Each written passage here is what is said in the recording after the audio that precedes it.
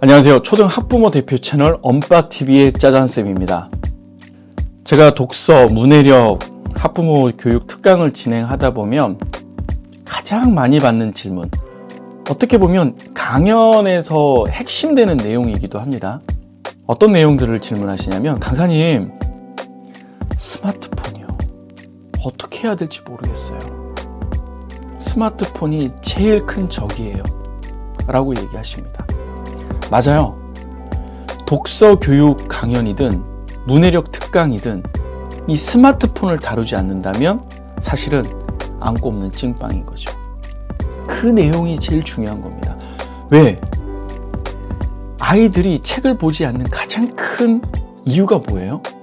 책보다 더 재밌잖아요. 뭐가? 게임과 스마트폰이요.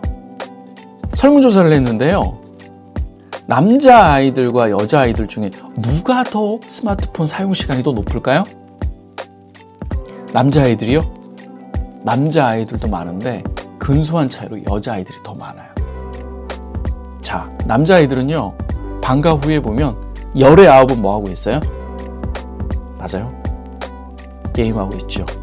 친구들하고 같이 와이파이가 되는 존에서 팀전으로 뭔가 열심히 레벨을 올리고 있습니다.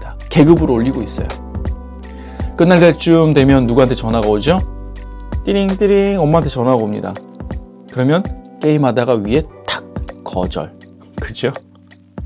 좀 이따가 전화하지. 거절. 엄마가 계속 전화합니다. 거절. 도무지 안 되면 뭐예요? 비행기 모드를 놓고 게임을 계속하고 있는 것이죠. 여자아이들은 뭐예요? 마찬가지로 게임, 웹툰, 친구들과의 수다, 채팅. 전화 오면 전화도 다 받아요. 그리고 다시 뭐예요? 하던 거 계속해요. 웹툰, 게임. 그러다 보니까 아이들이요, 이 스마트폰 사용 시간이 너무너무 많아지는 거죠. 책도 좋아하던 아이가 어느 순간 스마트폰이 손에 딱 들어오는 순간 뭐예요? 우와, 책보다 더 재밌는 거예요. 아이가 책의 세계로 다시 돌아가기가 쉽지가 않은 거예요. 책이 그렇게 아이의 말초신경을 자극해 주지는 못하잖아요. 아주 느릿느릿 슬로우 라이프를 아이들이 즐겨야 되잖아요. 그죠?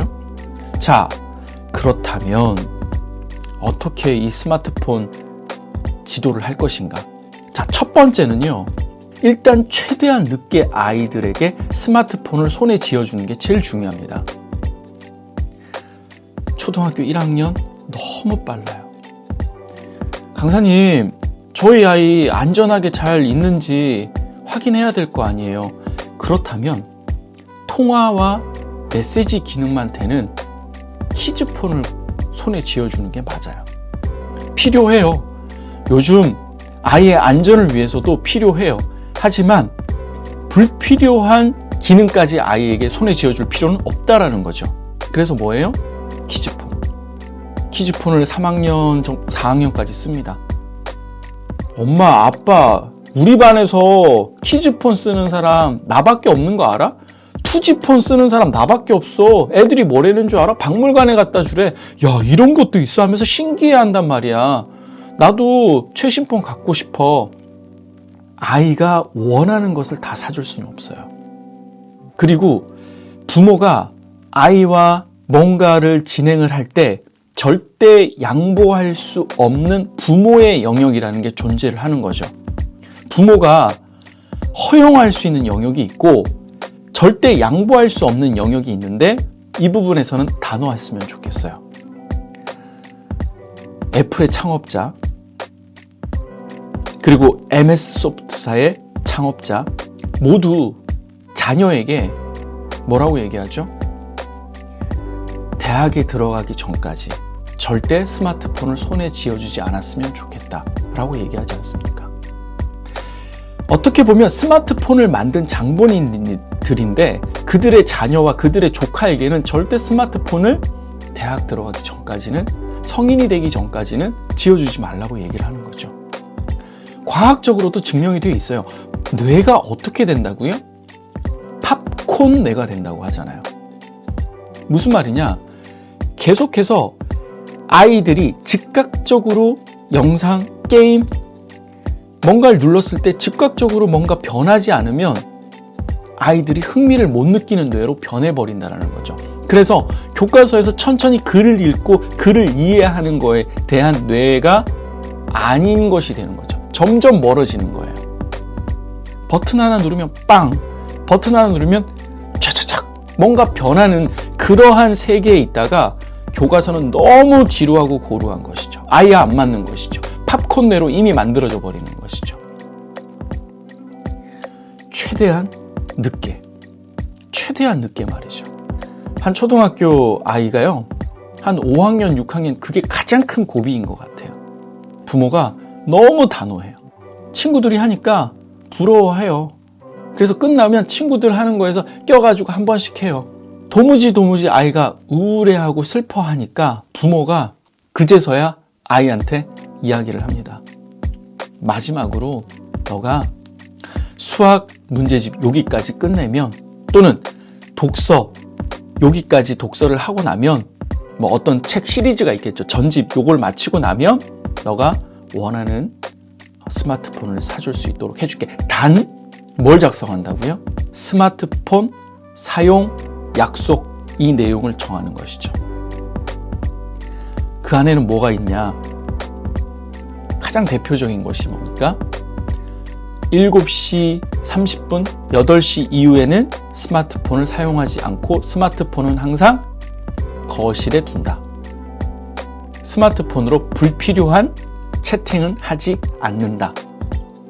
무슨 말이냐? 학교 폭력의 온상이 되고 있는 곳이 어디예요? 바로 스마트폰의 채팅창이에요. 친구들을 쭉 모아놓고 특정 친구를 험담하고 못살게 굴고 좋지 않은 사진들을 퍼다 나르는 그러한 학교 폭력, 즉 사이버 폭력, 언어 폭력들이 일어날 수 있는 개연성이 많거든요. 하지 않는다. 그리고 요즘에는 핸드폰에 뭐예요? 일주일간 총 사용 시간이라는 게 있지 않습니까? 부모가 이 시간도 통제할 수 있지 않습니까? 하루에 1시간 사용 시간을 통제한다. 이 모든 것이 아이가 고학년이 되면 부모가 설명을 해주면 이해할 수 있어요. 아, 왜 그런지. 아, 나 안 돼. 이번에 엄마랑 사용 시간 이렇게 정했단 말이야. 나 그리고 8시 이후에는 나 전화를 할 수가 없어. 연락을 할 수가 없어. 우리 집의 규칙이야. 뭐예요? 사용 약속을 한 것들을 가지고 주변 친구들에게도 이야기를 하면서 길들여지는 거예요.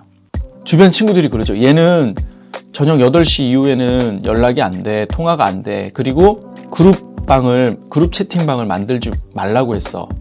특별한 얘기를 하지 말라고 했어.